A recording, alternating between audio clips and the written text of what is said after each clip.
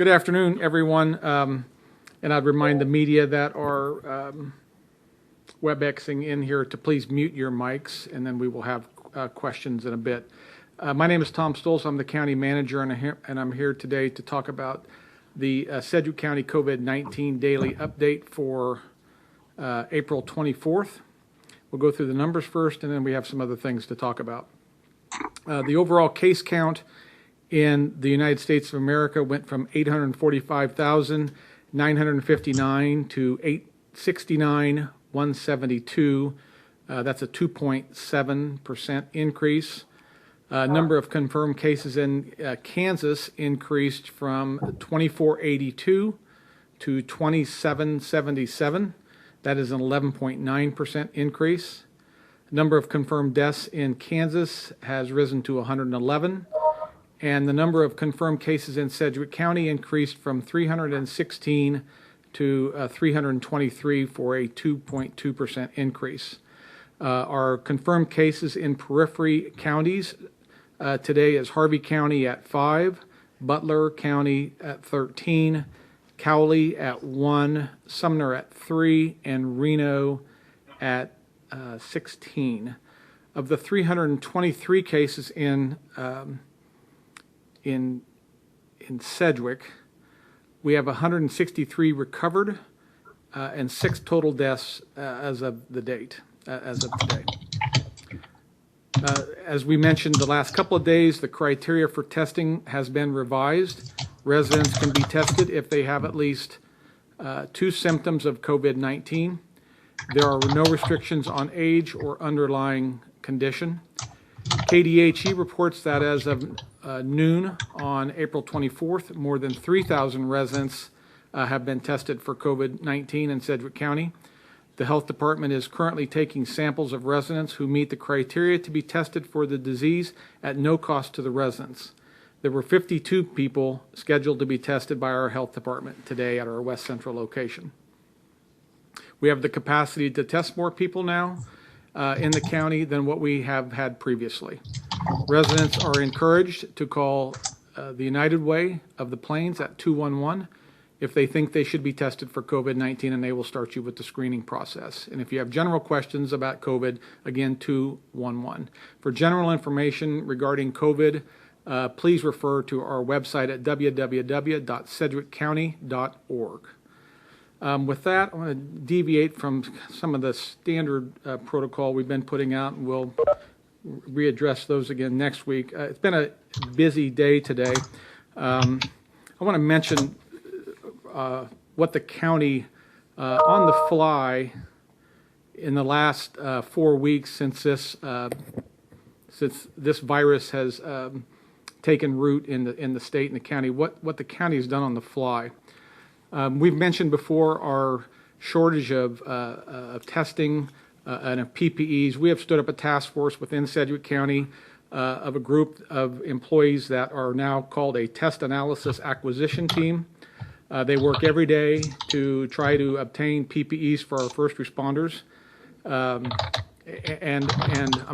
They work every day to find more testing capacity and capability. A PPE acquisition team is the team that works every day to acquire PPEs for Sedgwick County. We have a financial stimulus review team we've stood up to deal with all of the funding mechanisms that the federal government is rolling out. And we have a physician advisory committee that reviews best health standards and assists Dr. Mins, who is our health officer, in decisions that he may have to make. Today, we had a robust meeting this morning at 10 o'clock with representatives from business to talk about the topic of the week, which is the recovery and how we begin to reopen Sedgwick County. And because of the meeting this morning, we're going to stand up a task force that is focused exclusively for the next week or two on creating good, clear business guidelines for businesses to follow in Sedgwick County, good general guidelines. They will give out information concerning use of PPEs and regarding acquisition and safe use of. And they will also be working to create clear messaging on measurements and performance measures moving forward so we can determine how we are working. So one of the things we want to talk about is particularly on the back end of this, where we're going to begin to look at performance measures, and some of it is from our discussion yesterday during the daily briefing. The county is looking at our website and some of the graphical presentations that we put forward describing the coronavirus. And we have a new graph that we're going to roll out on today's website, which actually has comparative analysis on it. We've been struggling with continuing to just put out what looks like total numbers of virus, and specifically it makes it look like the number is drastically going up, when in fact we have increased our testing by 5 or 6 times over the last 2 weeks. So a normal day a few weeks ago we would test 20 to 30 people. A normal day now may go to 70 or 80, even 90 people will test in a day. So we've created a graphic which will show you the differential between the number of positive cases versus the total number of testing that are done, and we will display that graphic here shortly. But we're working every day, our health staff and our IT staff, to create good performance measures and good graphics on our website which are meaningful and show the community the true progression of infection rates, and that is a work in progress that we work on every day. So with that, I think that's all for today. For our daily briefing, we will be back Monday to give you update on numbers and some new information regarding our reopening.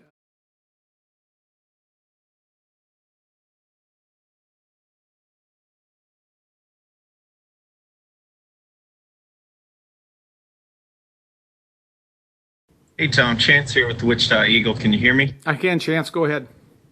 All right.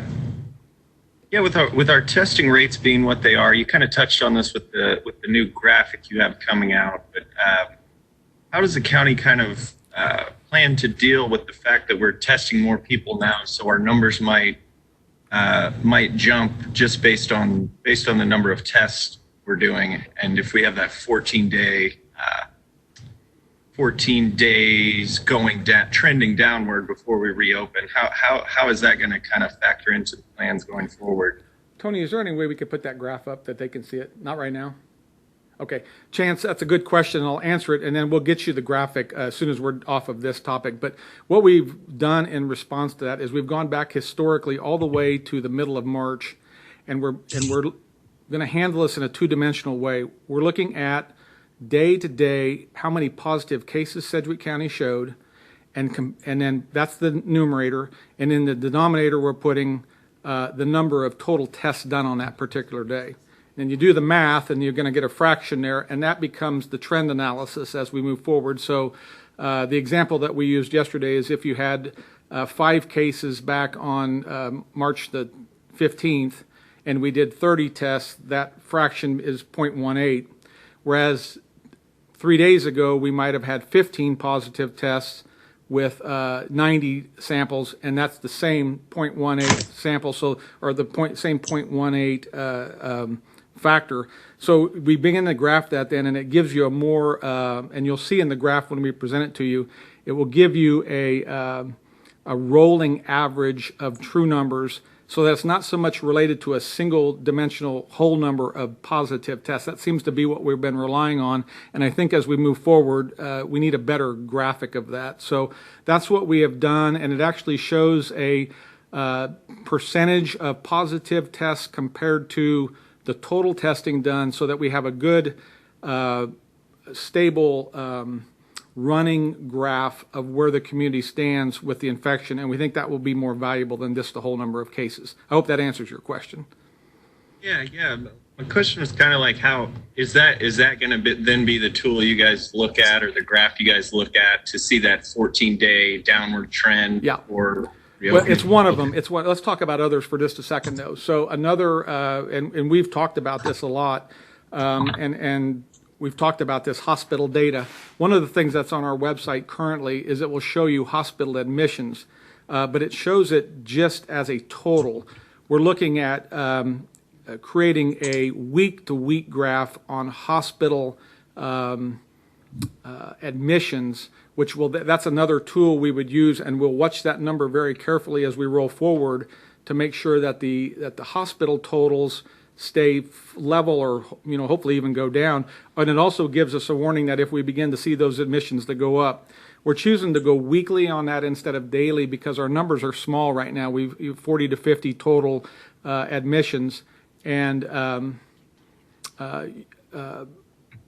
so our numbers are so small that we're going to show it weekly, at least to start with. We think that'll give us good trend analysis.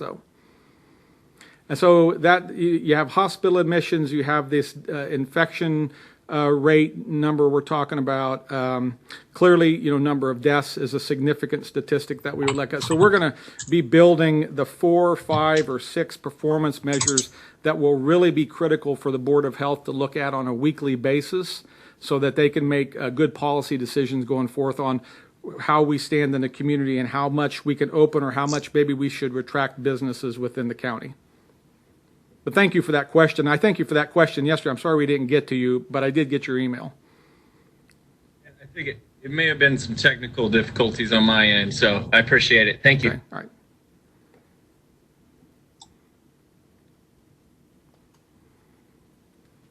Rachel from KSN, a quick clarification on that. I'm looking at the dashboard right now, and the hospitalizations, those are currently a daily look. So for example, new cases since 4/22, so this is a 24-hour, there were 6 then, so 47 total for a 24-hour period. Is that correct? Yeah, what we want to do is show that spatially over time, that we want to do longitudinal analysis on that to where you can see it week by week. So all the data's been there. We just need to package it a different way and show it so that the public can take a look at that and make sense to them. That makes sense, Rachel?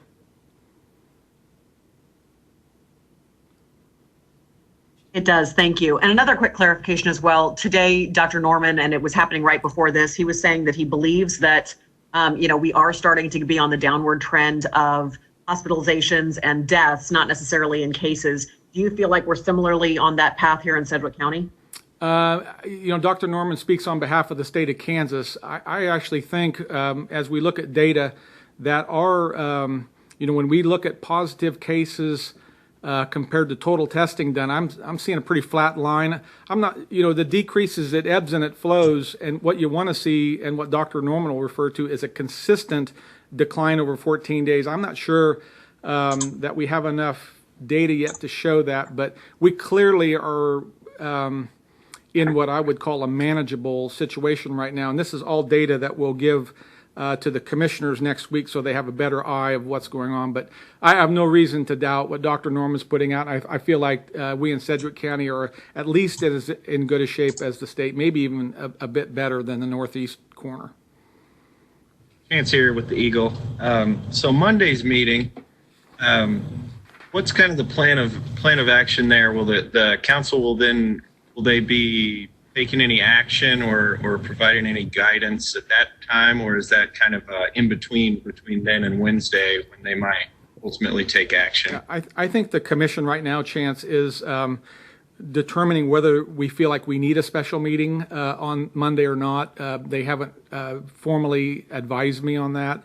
I think that they all felt like this morning's meeting with the business sectors was extremely valuable, and they're digesting some of that. They will have challenges ahead of them. The Board of Health definitely will have a challenge. The first challenge they will face is what to do with Sedgwick County if the governor's orders all come down now as soon as what appears to be May 1st, which is a week from today. So the commission will have a decision ahead of them on whether to extend anything or to begin to get these guidelines rolled out. One message I think we heard loud and clear from the business community this morning was let's have a good comprehensive plan. Let's have good guidelines. Let's make sure it's fair across the board. Let's make sure it's inclusive of everyone. And let's make sure we do it carefully and manage it carefully. I'm not sure, and I've got staff, as I mentioned, we're going to stand up this additional task force now that will work nothing on but how to do this safe reopening and setting these guidelines. I'm not sure I can have meaningful product to them by Wednesday, but we'll do the best we can. But that's the first thing the commission will have to decide is what to do in the state of Kansas effective May 1st. And then the second thing that the commission will have to decide, and this is tough times for them, is to what are these regulations going to look like. I will tell you, after our meeting this morning, the business community here is so smart. These sectors are so ahead of the game. They've already got a really nice template out there. So I think a lot of our work is already done, but we're clearly going to work in conjunction with them over the next few days. 5 minutes. I'm sorry? We're clearly going to work with them over the next few days to come up, so it is a joint public-private partnership plan. Sorry, somebody spoke up in there. I got distracted. Go ahead. Okay. Very good. Okay, so I will put something out on Clearwater. I don't know that we have anything new today. They have a number of cases down there. I think I read yesterday our latest numbers were 45 or so positive cases. But let me get you some specific Clearwater information, and we'll try to get it before we sign off here today. And if not, I will email that to you. That was a question from KMUW, I think. Very good. What else can I answer while we're waiting on that? I have some staff checking on that. I guess related to the Clearwater cluster, where are we at on the number of clusters we have here locally, and is there any local guidance to nursing homes and long-term care facilities? We've kind of seen how those can really take off in those facilities. Is there anything at the local level that's kind of a heightened sense of awareness or anything like that? Yeah, it's a good question, Chance.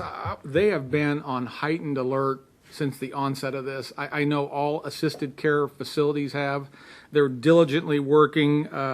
They essentially locked down the facilities a month ago. But, in those facilities, they have to get goods and services. They have to have staff come and go. And I think that's just such a challenge for them. And so, as far as setting new guidelines or more restrictions, they are tightened down about as hard as they can tighten down. But these are, of course, extremely vulnerable, group settings with an extremely vulnerable population. So nothing's more important than right now us trying to keep them safe. To answer your first question on clusters, I think according to the website today, we're at 8. Some general business, some churches, some nursing homes.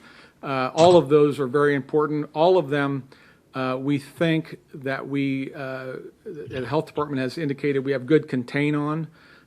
So there's, we don't have a public entity out there that's one of the clusters where people come and go, or where there's customers constantly coming and going. And of course, if we have those, we would reach out to you all right away and want to put something out to protect the general public.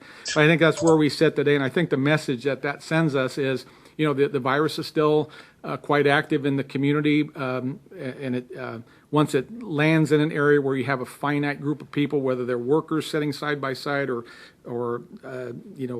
people in a confined living area, that it can move very quickly, and it's very concerning.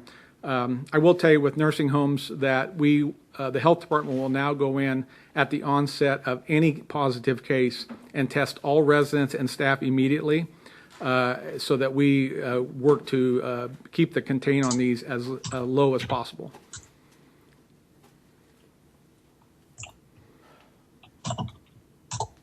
Rachel from KSN again. Can you give me a little more detail on I believe you called it the test analysis acquisition team, on what they're doing and how they've been able, what are some of the things that they've been able to find? I know PPE is a difficulty across the country. What are the kind of things that they've been able to find that works, and tell us more about what that team is doing. Okay. And really, when you look at test analysis acquisition team and the PPE team, they're similar in how they function. It's a group of people. They're made up of staff, finance staff, and emergency personnel. And to answer your direct question, the test analysis team is always looking for supply. So there's two components to the testing. You have to get the sample from a patient. So you have to have the swab and the medium and the test tube, and then you have to have a lab that has the availability and the capacity to test greater and greater numbers as we go along. So they're looking for two things all the time. They're looking for the sample, and they're looking for the testing capacity, either at the state lab or a private lab. So our samples today are mostly going to the state of Kansas, the Cahill lab, but we also have a contract with Quest, which is a national company that we get to send a certain number of samples every week. But we're constantly looking for more. We're looking for more that are more close in proximity to the state of Kansas, that can get us faster results. And then they also have a third eye on what is going on with antibody testing or the quick testing that you're seeing at Grace Med now, and can that market expand and grow, because we know we're in this for the long haul. So we're always looking for the next best reliable testing medium to give us the best results as we move forward. So they're doing that all the time, but right now they're just in full trying to get acquisition to sample kits and the lab capacity. I just got handed some notes, Chance or whoever asked about Clearwater, the current quantitative numbers. Today we have 52 positive cases there. 43 are residents, 9 are staff, and we've had 3 deaths associated with that facility. So that's the latest numbers that we have.